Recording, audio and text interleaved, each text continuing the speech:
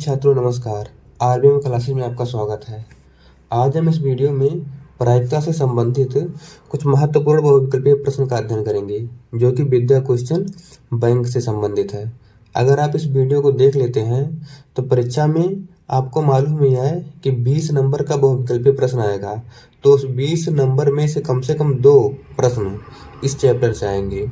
तो आप अगर इस वीडियो को देख लेते हैं तो वो प्रश्न आपका बहुत आसानी से हल हो जाएगा। हल ही नहीं हो जाएगा, वो आपका प्रश्न गलत ही नहीं होगा। तो यदि आपके एक वीडियो से 2 प्रश्न हल हो जाते हैं तो वीडियो आपको ज़रूर देखना चाहिए। तो देखिए वीडियो अब हम स्टार्ट करते हैं। इसके पहले वाले वीडियो में हमने इसका 2 पार्ट बेसिक का बना दिया था।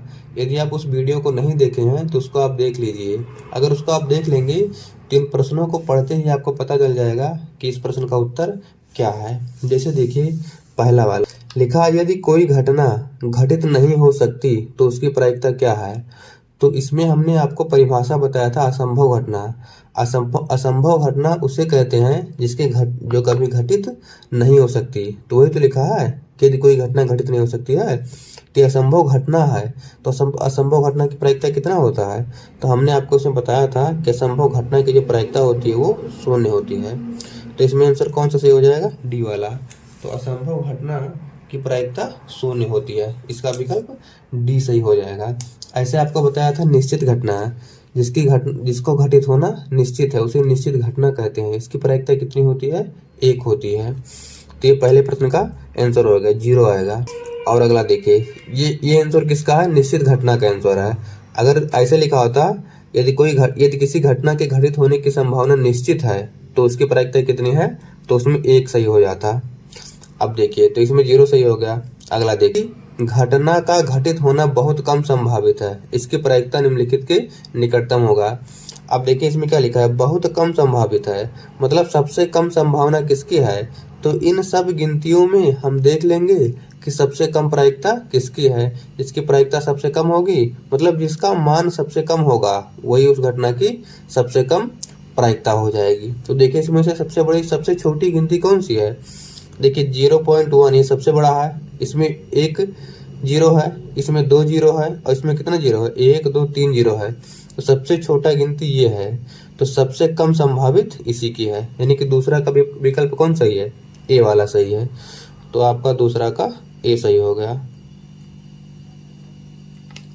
ठीक, तीसरा देखिए, यदि किसी घटना की प्रायिकता PE बराबर P है तो इसकी पूरा घटना PE की प्रायिकता होगी। इसमें आपको सूत्र बताए थे आपको कि किसी घटना के घटित होने की प्रायिकता प्लस किसी घटना के घटित नहीं होने की प्रायिकता कितनी होती है, 1 है। तो इसमें PE का मान कितना पूछ दिया है, P दिया है, और प्लस किसका मान पूछा है, PE बार का पूछा है। तो PE बार का मान यहाँ से हम निकाल लेंगे 1। तो जब पक्षांतर करेंगे हम इसको तो P उधर चला जाएगा, तो कितना हो जाएगा, PE बार बराबर 1 - P। तो आंसर कितना आ गया, 1 - P। अब हम देख लेंगे किस विकल्प में 1 - P है। तो विकल्प नंबर सी में 1 - P है, तो इसका विकल्प कौन से हो जाएगा, सी सही हो जाएगा। लिखा है, यदि PA घटना A की प्रायिकता व्यक्त करता है तो PA का मान कितना होगा। इसको भी आपको हमने बताया था कि किसी भी घटना के जो घटित होने की प्रायिकता है, यहाँ देखिए लिख रहा हूँ, किसी भी घटना के घटित होने की प्रायिकता हमेशा 0 से बड़ी या बराबर होगी तथा 1 से छोटी या बराबर होगी। ये बहुत ही इंपॉर्टेंट प्रश्न है, इसको हमेशा याद रखे रहना। 0 से बड़ी या बराबर और 1 से छोटी या बराबर।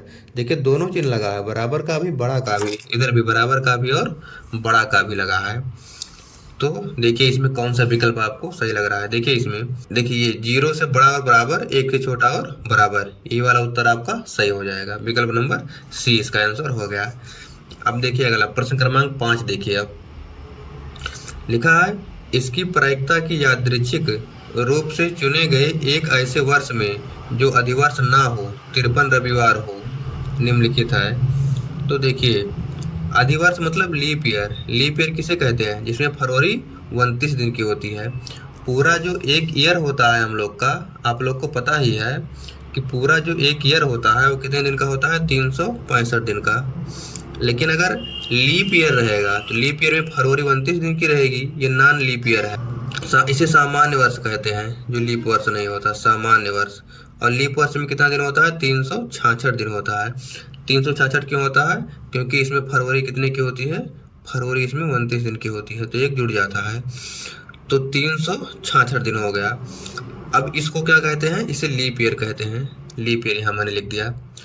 अब देखिए, आपको पता है कि एक सप्ताह में कितने दिन होते हैं? 7 दिन होते हैं। अब 366 दिन में कितने सप्ताह होंगे?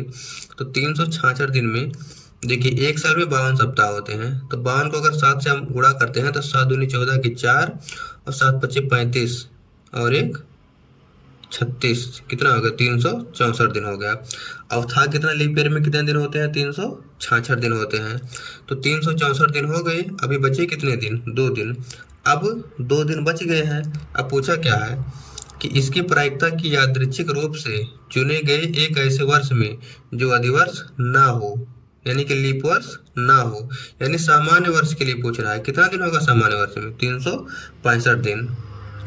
तो देखिए, इसमें समझिए इसको ध्यान से। मैं तो आपको लीप वर्ष वाला बता रहा था, लेकिन ना हो लिखा है यहाँ पर, यानी कि आदि वर्ष बताना है। इसमें दो प्रकार का प्रश्न आएगा। एक लीप वर्ष यानी कि आदि वर्ष से संबंधित रहेगा, और एक सामान्य वर्ष से संबंधित रहेगा। जो लीप वर्ष होता है उसमें फरवरी 29 दिन की होती है और टोटल दिन 366 होगा। और जो लीप वर्ष नहीं होगा, यानी कि जो सामान्य वर्ष होगा, उसमें फरवरी कितने दिन की होगी? 28 दिन की होगी। और पूरा टोटल दिन कितना आएगा ईयर का? 365 दिन। तो 365 दिन, तो देखो 52 का 7 से जब गुणा करेंगे 364 आता है, यानी कि 364 और एक दिन एक्स्ट्रा बचा, एक दिन एक्स्ट्रा बच गया। और इसमें अगर आएगा मतलब अगर लीप ईयर रहेगा तो 366 दिन आएगा, तो इसमें 2 साल एक्स्ट्रा बचेगा। इसमें कितना साल एक्स्ट्रा बचा? 1 साल बचेगा।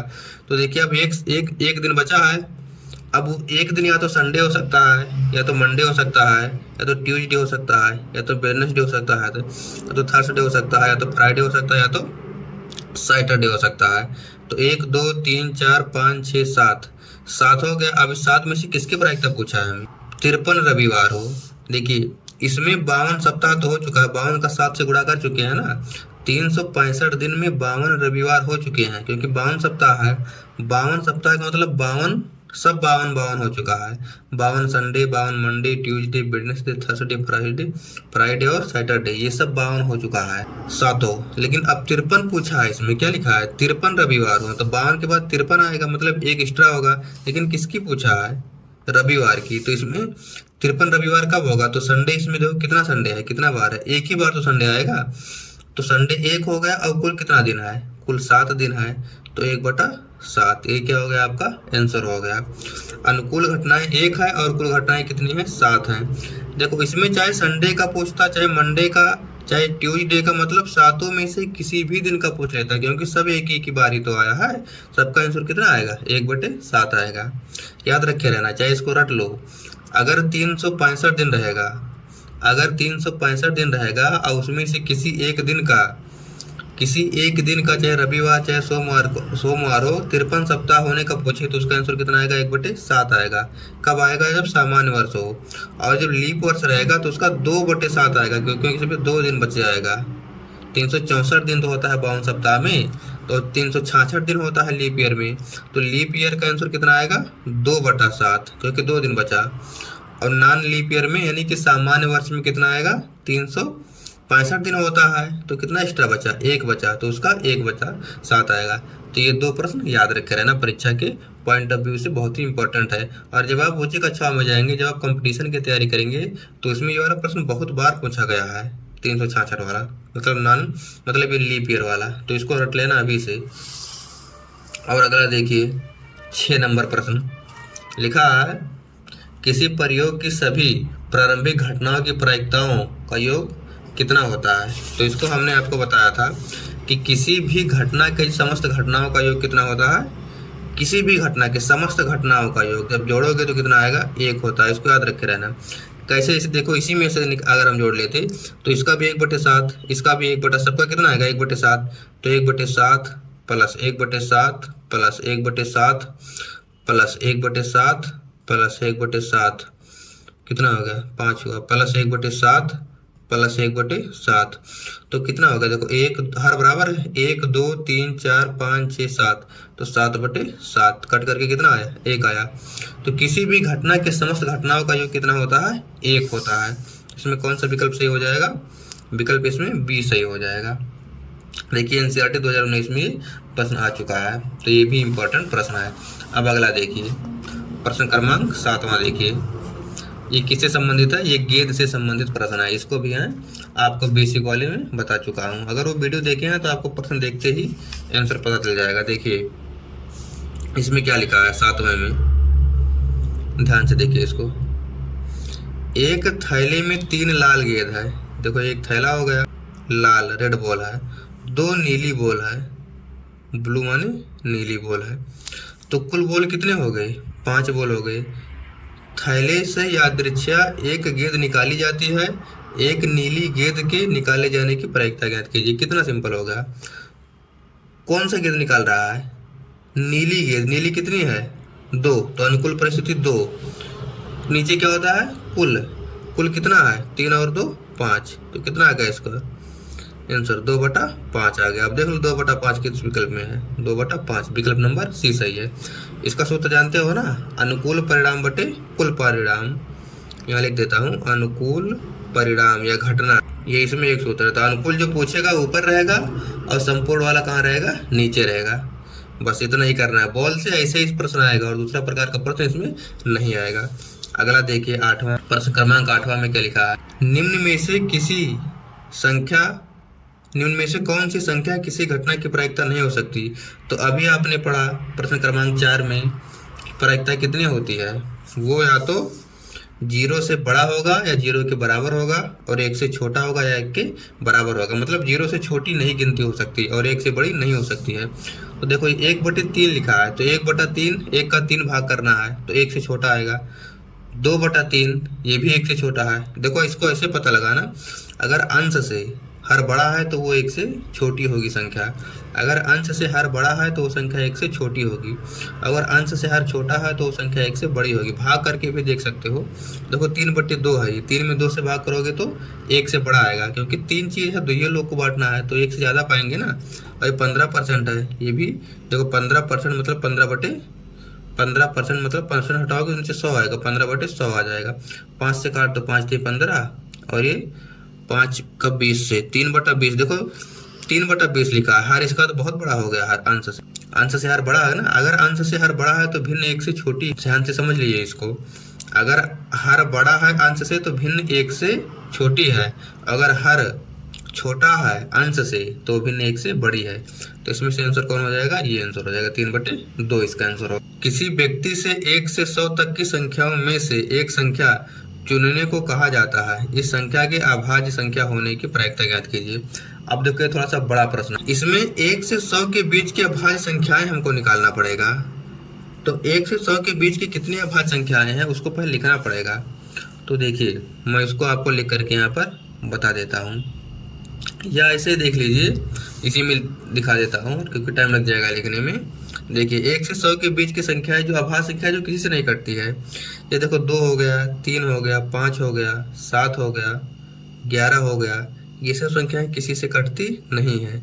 तो इन संख्याओं को आप गिन लेंगे कितनी हैं। ये देखो 1 2 3 4 5 6 7 8 9 10 11 12 13 14 15 16 17 18 19 20 21 22 23 24 25, कुल कितने परिणाम हुए? 25। और कुल कितनी संख्याएं 1 से 100 तक? 100 संख्याएं। तो 25/100 हो गया। कट करके कितना है? 1/4। 25 से 100 कट जाता है ना, 25 से 25, 25 से 100, तो इसका आंसर कितना आ गया? 1/4 हो गया। तो ये थोड़ा सा बड़ा सवाल था। इस प्रकार का प्रश्न से बहुविकल्पीय में नहीं आएगा।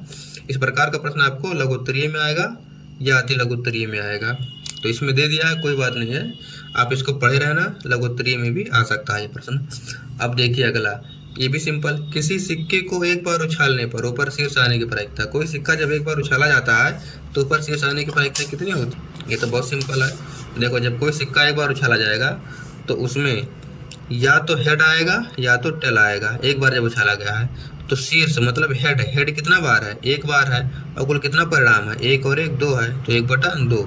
इसका आंसर कितना आ गया? 1/2। चाहे हेड आने की प्रायिकता पूछे चाहे टेल आने की प्रायिकता पूछे, दोनों कितनी होती है? 1/2 होती है। तो इसका आंसर कितना आ जाएगा? 1/2। इसका ये सी वाला सही हो जाएगा।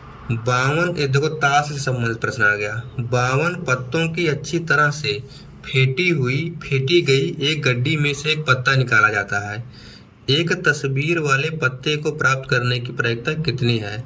तो आपको पता करना पड़ेगा कि तस्वीर वाली पत्ते कितनी होती हैं। तो तस्वीर वाली पत्ते कितनी होती हैं, देखिए गुलाम से होता है, गुलाम में तस्वीर छपा होता है। गुलाम 4 प्रकार का तो पत्ता होता है, पान का गुलाम, ईंट का गुलाम और हुक्म का गुलाम, और उसके बाद एक क्या होता है, फूल या चीड़ी का गुलाम। 4 इसमें हो गए, 4 गुलाम हो गए और 4 क्वीन हो गए, मतलब बेगम हो गए, और 4 क्या हो गई, किंग हो गए।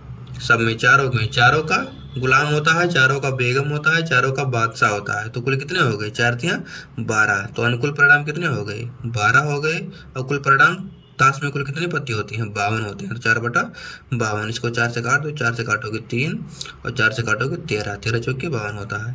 तो 3 बट्टी कितना आ गया, 13 आ गया।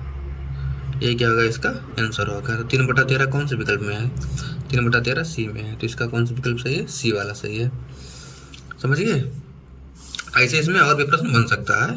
आप पीछे वाला वीडियो देखे हैं तो आपको पता होगा। अगर उस वीडियो को देखे हैं तो वैसे ही पता चल जाएगा इसका आंसर। अब अगला देखिए, प्रश्न क्रमांक कितना है, ये 12 नंबर। देखिए क्या लिखा है, एक चित्र प्राप्त करने की प्रायिकता ज्ञात कीजिए जब एक सिक्के को एक बार उछाला जाता है, साथ ही एक पट प्राप्त करने की प्रायिकता ज्ञात कीजिए। तो अभी चित और पट वाला शीर्ष, शीर्ष और पुच्छ भी बोलते हैं। देखो इसका नाम 2 है। देखो एक को शीर्ष बोलते हैं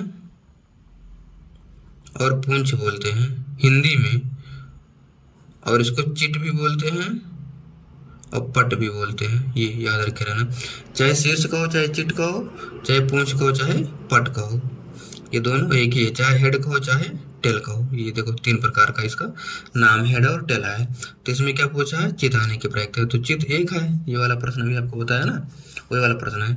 चित 1 है और हेड, चित भी 1 है, पट भी 1 है। मतलब हेड आने की भी प्रायिकता 1/2 है और टेल आने की भी प्रायिकता 1/2 है। तो दोनों की प्रायिकता 1/2 है। तो विकल्प कौन सही है, ए वाला सही है इसमें। अगला देखो 13 नंबर प्रश्न।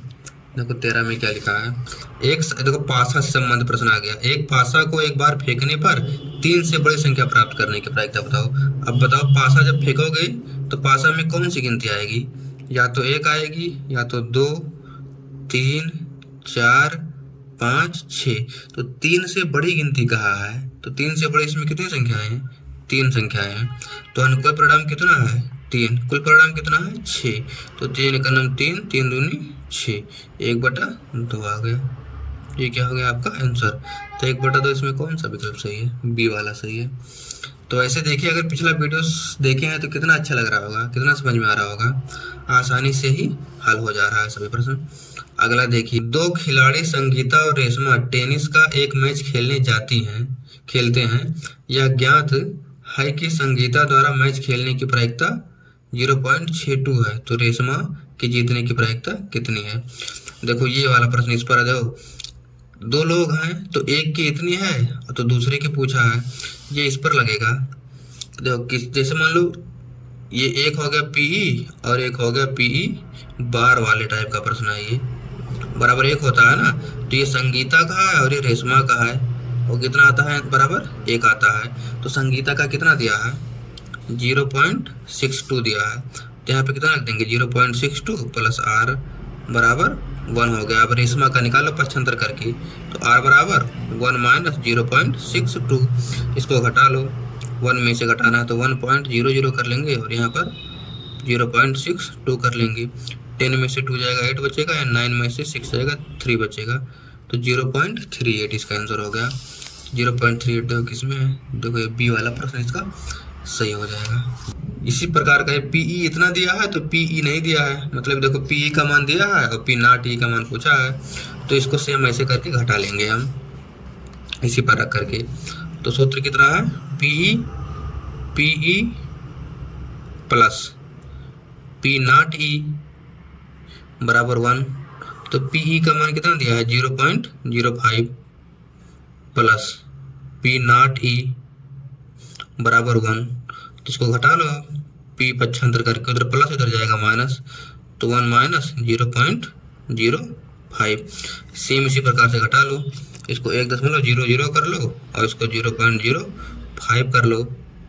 ये 10 में से 5 जाएगा 5, यहाँ 9 बचा, 0.95 किस में है, ये देखो विकल्प नंबर डी में है, तो इसका आंसर हो गया।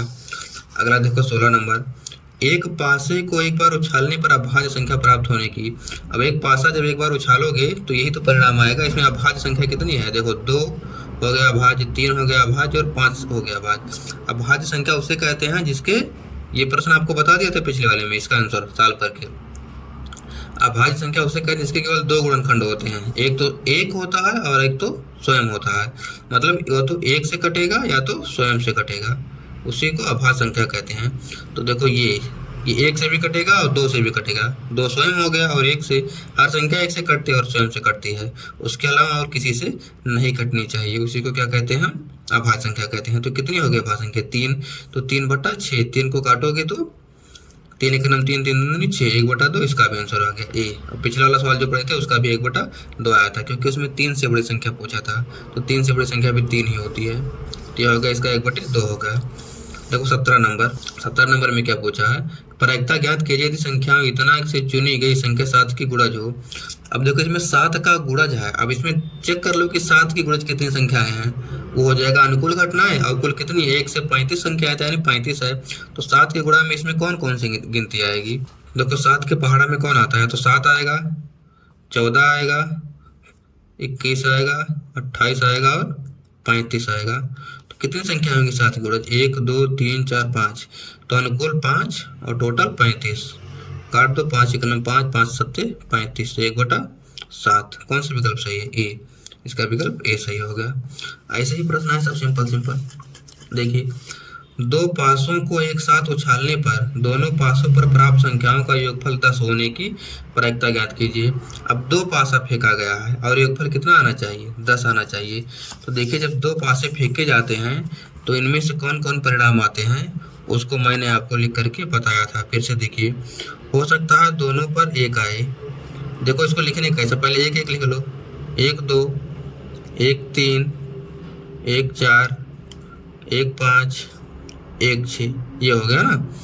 या हो सकता है पहले पर 1 आए, दूसरे पर भी, पहले पर 1 दूसरे पर 2, पहले पर 1 दूसरे पर 3, ऐसे करके आए। देखो यहाँ 1 से शुरू किए थे, अब यहाँ 2 से शुरू कर दो, 2 1 2 2 2 3 2 4 2 5 2 6, ये कर दिया। अब 3 से चालू कर दो, यहाँ पर 3 1 3 2 3 4 3 4 3 5 3 6, ऐसे कर, 4 1 4 2 4 3 4 4 4 5 4 6, ऐसे 5 1 5 2 5 3 5 4 5 5 5 6, 6 1 6 2 6 3 6 4 6 5 6 6, ठीक, इतना हो गया।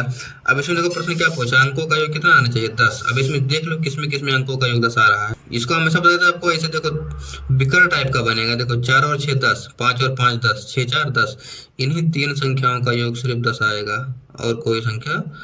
ऐसे अगर 9 पूछते, देखो ये 9 आता, 6 3 9 5 4 9 4 5 9 6 3 9, ये विकर्ण। जब भी योग वाला प्रश्न पूछेगा तो विकर्ण से संबंधित उसका आंसर आएगा।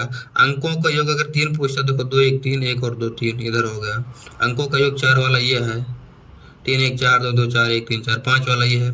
ऐसे कोई भी पूछ सकता है। इसमें 10 पूछा है तो अनुकूल परिणाम कितने हैं, 1 2 3, तो 3 हो गई। और कुल कितने परिणाम है, 36 परिणाम है कुल।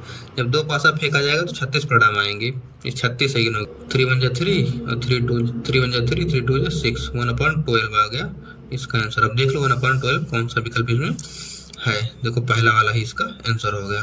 तो यहाँ पर पूरा 19 नंबर अभी आपको जो बताया वही है।